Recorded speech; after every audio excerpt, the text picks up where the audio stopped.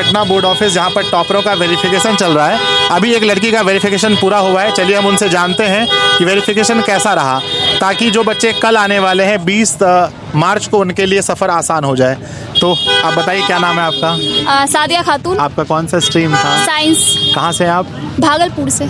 आप एक्सपीरियंस बताइए कि टॉपर वेरिफिकेशन में जाने से पहले का और वहाँ से आने के बाद का, बताइए कैसा था? जाने से पहले तो बहुत डर लग रहा था, कैसे टीचर क्या पूछेंगे, लेकिन जब अंदर गई तो सारे टीचर बहुत फ्रेंडली थे। सबसे पहले टीचर ही खुद बोले कि घबराना नहीं है, अच्छे से जवाब देना है, जिसका पता है अच्छे जवाब दो। हाँ, तो उसके बाद निकलने के बाद कैसा लग रहा है? बहुत अच्छा, मतलब आसान प्रोसेस है? हाँ बहुत आसान है, बहुत आसान। चलिए, तो बच्चों पहले मैं बता देना चाहता हूँ जो भी बच्चे कल आने वाले हैं उनको, कि जैसा कि सादिया ने बताया कि भाई जाने से पहले बहुत घबराहट हो रही थी कि पता नहीं इंटरव्यू कैसा जाएगा, अंदर टीचर कैसे होंगे, पर बहुत ही नॉर्मल है। तो आप लोग कल आइए, कोई इशू नहीं है। अब चलते हैं, आप मुझे ये बताइए कि आपका जो वहाँ जो टॉपर वेरिफिकेशन हुआ उसमें क्या क्या पूछा गया, सब्जेक्ट वाइज अगर आपको याद हो तो। जैसे आपका कौन सा सब्जेक्ट था साइंस में?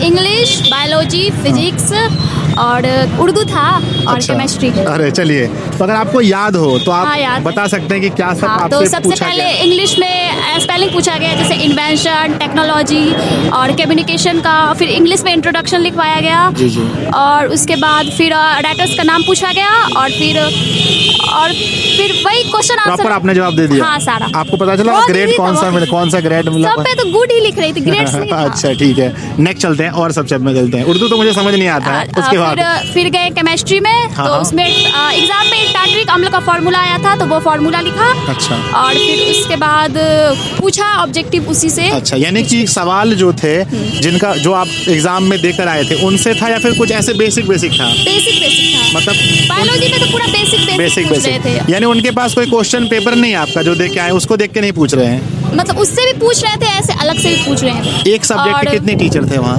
बहुत सारे। मतलब बायोलॉजी है तो बहुत सारे टीचर हाँ, हैं। बहुत सारे। तो आपने बायोलॉजी का प्रॉपर जवाब दे दिया? अगर कुछ याद हो नहीं, तो। बायोलॉजी का तो बहुत जवाब दिया। बायोलॉजी में सबसे ज्यादा पूछा गया तो डार्विन का नियम पूछा गया, और पूछा गया कि डार्विन किस जहाज से गए थे, तो अच्छा। नाम भी बता दिया। अच्छा। और फिर बहुत सारा टर्नर सिंड्रोम पूछा गया। हाँ। और जो क्वेश्चन में लिखा। फिजिक्स याद हो? फिजिक्स में आवर्धन और आवर्धन क्षमता में अंतर, जो कि एग्जाम में आया था, वही अच्छा, वही एग्जाम में लिखवाए आया था। सर।